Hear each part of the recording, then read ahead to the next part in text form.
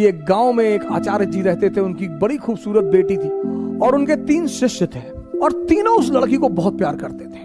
बाप और बेटी दोनों बड़े कंफ्यूज थे कि विवाह किससे किया जाए, कि अब लड़की को किससे विवाह करना चाहिए।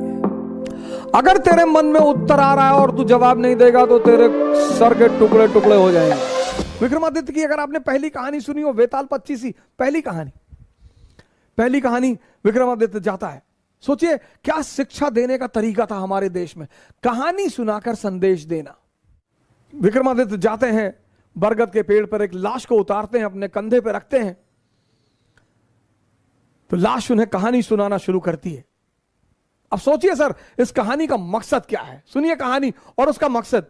लाश उन्हें कहानी सुनाना का शुरू करती है कि एक आचार्य थे, उनकी बड़ी खूबसूरत सी बेटी थी। आचार्य के 3 शिष्य थे। अब देखिए क्या तरीका था पढ़ाने का, संदेश देने का। तो लाश ने विक्रमादित्य को कहानी सुनानी शुरू की कि एक गांव में एक आचार्य जी रहते थे। उनकी बड़ी खूबसूरत बेटी थी और उनके 3 शिष्य थे और तीनों उस लड़की को बहुत प्यार करते थे और तीनों बड़े योग्य थे। आचार्य जी को भी लगता था कि यार योग्य तो तीनों है, लड़की को भी लगता था कि योग्य तो तीनों है, तो शादी किससे करूं। बाप और बेटी दोनों बड़े कंफ्यूज थे कि विवाह किससे किया जाए। और जब लड़की यह सुनिश्चित नहीं कर पाई कि विवाह किससे किया जाए, तो एक दिन लड़की ने आत्महत्या कर लिया। अब जब लड़की ने आत्महत्या कर लिया, तीनों बड़े निराश हुए। गए, उसका दाह संस्कार किया, तो एक शिष्य तो तुरंत सन्यासी बन गया। वहीं धूनी लगा ली उसने उसकी कब्र के पास कि बस अब जीवन में कुछ करना ही नहीं, जिसको मैं प्रेम करता था वो बचा ही नहीं, तो अब जीवन में कोई सार नहीं, अब सिर्फ तपस्या करनी है और तपस्या करके ही जीवन को त्याग देना है।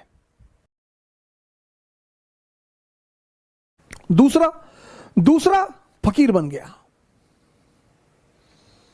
घूमने लगा देश विदेश में। उसे पता था कि हिंदुस्तान में कुछ संत हैं जो फिर से जीवित करने का मंत्र जानते हैं। लगा वो उन संतों को खोजने जो फिर से जीवित करने का मंत्र जानते थे। तीसरा जो उसमें था, वो डेली जाता था, उस मृत शरीर पे मसाला लेप लगाता था, साफ करता था, फिर उसे वहीं रख देता था। अब ये सिलसिला कुछ वर्षों तक चला, 2-4 वर्षों तक चला। तो वो जो घूम रहा था चारों तरफ, फकीर बन गया था, मंत्र की तलाश कर रहा था, पुनर्जीवन देने के मंत्र का जो तलाश कर रहा था, उसे एक दिन कुछ महात्मा लोग मिल गए, वो उस मंत्र को जानते थे। उसने उनकी सेवा की, उन्होंने उसे वो मंत्र सिखा दिया। जैसे ही उसने मंत्र सीखा, वो भगा वापस गांव की तरफ और वापस आकर उसने उस युवती को फिर से जिंदा कर दिया। जब उसने फिर से जिंदा कर दिया, तीनों दावेदार फिर खड़े हो गए और अब तो युवती और सुंदर हो गई। तब उस वेताल ने विक्रम से पूछा कि विक्रम बता कि अब लड़की को किससे विवाह करना चाहिए। अगर तेरे मन में उत्तर आ रहा है और तू जवाब नहीं देगा तो तेरे सर के टुकड़े टुकड़े हो जाएंगे, और अगर तूने जवाब दिया तो मैं तुझे छोड़कर चला जाऊंगा। वेताल ने कहा कि अगर तेरे मन में जवाब आ रहे हैं, और ये नेचुरल प्रकृति है, हमारे सामने जब भी कोई परिस्थिति होती है, एक जवाब मन में आता है कि ये कर ले यार, नेचुरल प्रकृति है, नेचुरल जवाब आना ही है। तो वेताल ने कहा कि देख विक्रम, अगर तेरे मन में जवाब आ रहा है और तूने मुझे नहीं दिया तो तेरे सर के टुकड़े टुकड़े हो जाएंगे, और अगर दे दिया तो मैं चला जाऊंगा।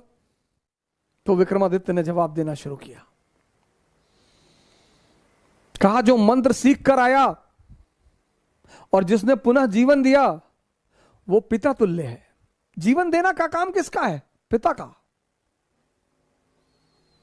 क्या दर्शन है सर! जीवन देने का काम किसका है? पिता का। तो जिसने मंत्र सीख कर जीवन दिया वो पिता तुल्य है, उससे विवाह नहीं होगा। जिसने उस शरीर की सेवा की 4 साल तक, वो पुत्र का धर्म है। सेवा करना पुत्र का धर्म है, वो भी बाहर हो गया। जिसने अपनी ही जिंदगी दांव पे लगा दी, यही प्रेम की कसौटी है, विवाह उससे होना चाहिए।